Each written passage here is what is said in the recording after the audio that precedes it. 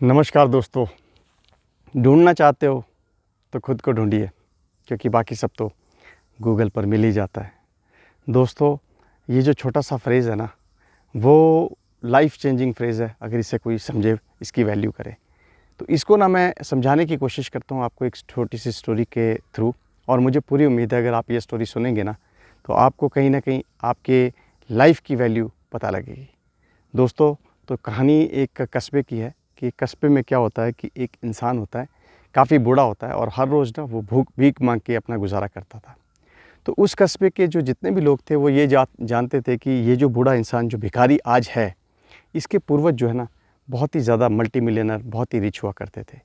But कोई ऐसी बात हुई, कुछ ऐसा हुआ कि उनका सारा पैसा ख़त्म हो गया, और स्टेज यहाँ तक आ गई कि ये जो इंसान, आज इसे भीख मांगने की नौबत आ गई है।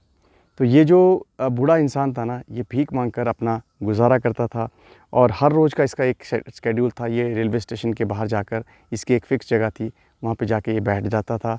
एक इसके पास कटोरा हुआ करता था, बहुत गंदा कटोरा था वो पर था क्या करे, कुछ था नहीं इसके पास। तो उस गंदे से कटोरे में ना, ये हर रोज़ भीख मांगा करता था। सुबह सुबह जाना इसने, 2-3 के सिक्के डाल देने, और ऐसे छन छन आता रहता था और उससे भीख मांगता था। तो एक दिन इसका ना बरसात हुई, काफ़ी हुआ, लेकिन इसका ना पैसा नहीं बना, मतलब इसको भीख नहीं मिली ज़्यादा। तो इसने सोचा यार आज तो मुझे भूखा ही सोना पड़ेगा। तो उतने में जब जा रहा होता है ना, शाम को ही उठ ही रहा होता अपनी जगह से, एक इंसान आता है। और इंसान आने के बाद ना, वो इस बूढ़े को देखता है, और इस बूढ़े के हाथ में एक उस कटोरे को देखता है, जो गंदा सा कटोरा था। तो वो इंसान क्या करता है कि अपनी पर्स निकालता है, और पर्स से ना 1000 रुपये निकालता है। अब ये बूढ़ा इंसान सोचता है यार ये तो कमाल हो गया, आज सारा दिन कुछ नहीं मिला, और ये इंसान मुझे 1000 रुपये दे रहा है। तो जो वो इंसान होता है वो कहता है कि भाई देख, ऐसा मैं तुझे भीख नहीं दे रहा, मैं तुझसे कुछ ख़रीदना चाहता हूँ। अब गरीब इंसान, ये जो भूखा गरीब इंसान था, इसने सोचा भाई मैं क्या बेचूंगा, मेरे पास तो कुछ भी नहीं है बेचने को।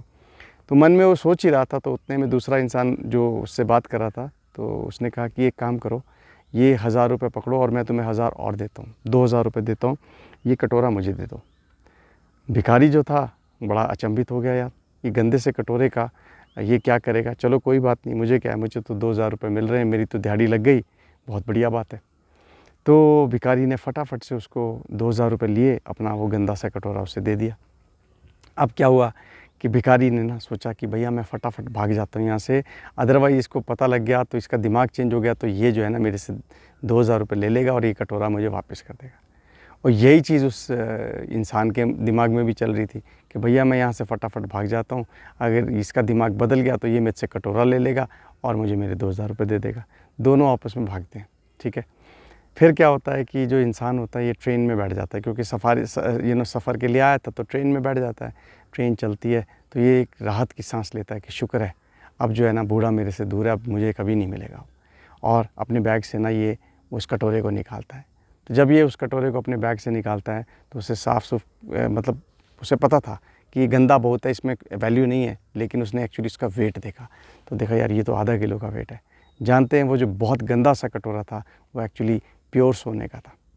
तो क्योंकि ये इंसान जो है जौहरी था, और इसे वैल्यू पता थी, तो उसने सोचा यार देखो, लाखों का कटोरा मैंने 2000 रुपये में ले लिया, और भिखारी ने क्या सोचा कि यार कचरा जैसा कटोरा मैंने 2000 रुपये में ख़रीद लिया। तो दोनों की थॉट प्रोसेस अलग है, क्योंकि उनके लिए कटोरे की वैल्यू जो है ना, वो अलग अलग है। कहानी यहीं ख़त्म नहीं होती है दोस्तों, इससे हमें एक बहुत बड़ी मॉरल मिलती है। भगवान ने ना ये कटोरा आपको, मुझे, हम सबको दिया हुआ है। ये जो कटोरा है ना, ये हमारे कर्मों का कटोरा है। ये जो कटोरा है ना, हमारे पोटेंशियल का कटोरा है। ये जो कटोरा है ना, हमारे डीड्स का कटोरा है।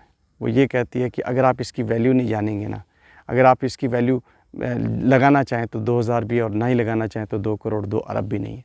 दोस्तों, हम लोग ना लाइफ में अपनी एक्चुअली पोटेंशियल को डिस्कवर नहीं कर पाते, हम अपने रियल वैल्यू को पता नहीं लगा पाते।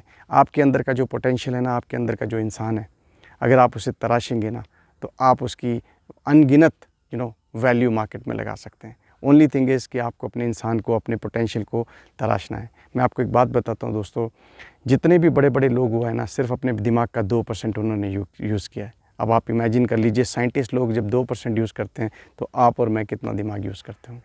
इसलिए दोस्तों, अपनी वैल्यू अपने पोटेंशियल को मैक्सिमम एक्सप्लोर करो, क्योंकि ये जो कटोरा है ना, आप इसे 2000 में भी बेच सकते हो और आप इसे 2 अरब रुपए में भी बेच सकते हो।